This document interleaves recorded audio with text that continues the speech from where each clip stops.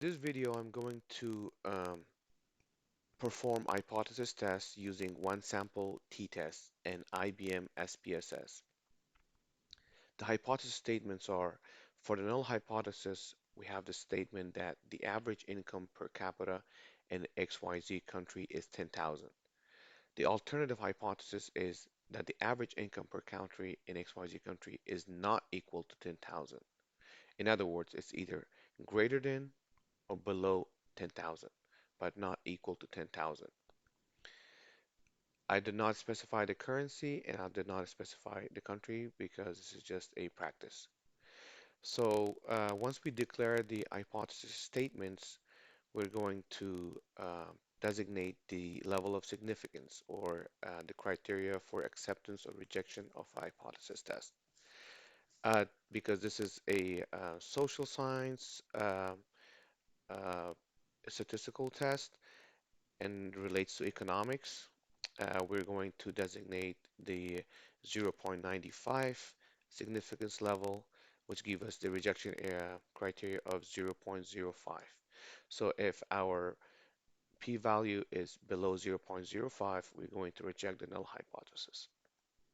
The type of test that we selected to perform this test is one sample t-test, and it's two-tailed because again it has to either be greater than 10,000 on the right tail, or it has to be below 10,000 on the left tail. In order to do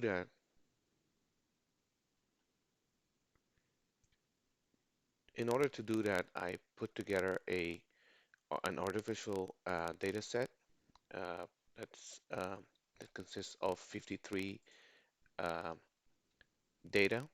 Again, this is not real data, it's just an artificial data. In other words, somebody has gone out and performed survey of 53 people and asked them what their yearly income is. So this is the data that we have.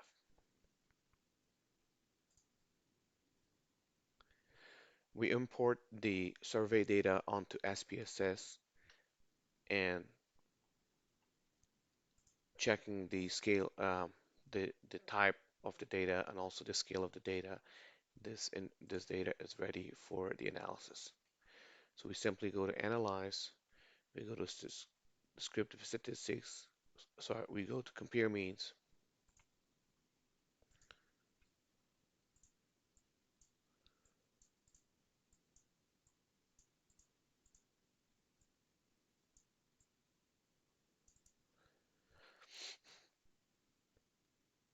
We import the Excel worksheet or work.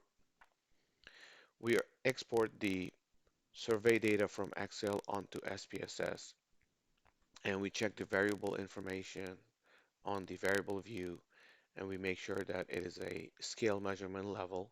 In other words, it's a numerical value before we are ready to perform our hypothesis test.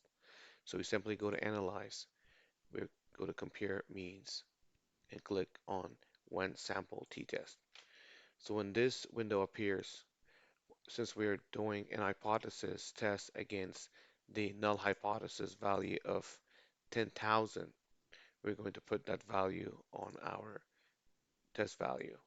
So we are testing the survey data against a hypothesis, a validated numerical value of 10,000, and simply click on OK. So the window that will pop up here gives us a variety of information, but the information that we really need in order to establish our hypothesis are the mean, this, and also the t-test, and also the significance level of significance for a two-tailed test. So as it turned out that the average income per capita is not 10,000, but it's rather 16,000. So there's a mean of 6,258 difference between our accepted um, average of 10,000 and what we have tested. But very important is the t value here, 4.557. So the t value tells us if we can either reject or accept the null hypothesis. So the t value, there are two ways we can designate the t value. If you run this hypothesis either on writing or using Excel, then you will have to use the t-table sheet where you will have to look for the degree of freedom, and based on the degree of freedom and level of and the confidence level, you will have to designate the t-value. So in our case, since our degree of freedom is 52, which in other words, it's the no the total number of records minus one, since this is a sample data, we uh, we check for a t-value for a degree of freedom of 52 and 52, so it will fall between 40 and 60, so it will be this line. And since we have designated 95% confidence level, which gives us a 0.05 two-tailed significance critical value, we are going to look for, we're going to make sure that our t-value exceeds 2.021. So if our t-value exceeds 2.021, we can reject the null hypothesis. Otherwise, we will fail to reject the null hypothesis. Going back to the SPSS, the SPSS has the ability to project this information, so we don't have to use the t-table. So the two-tailed significance shows us that it's actually below 0.001. So in this case, we can actually reject the null hypothesis. In other words, we can reject the accepted statistics that um, average income of people in XYZ country is $10,000. And the mean difference is here. And the 95 CI interval, confidence interval, shows us that we can be 95% confident that the level of the difference will be between a lower point of 3,502 and 9,014. There will be a separate video on to explain the confidence intervals. Let's go back to our main page where we wrote the hypothesis statement. Now we're ready to actually report our findings based on this test. So we simply say the one sample t-test revealed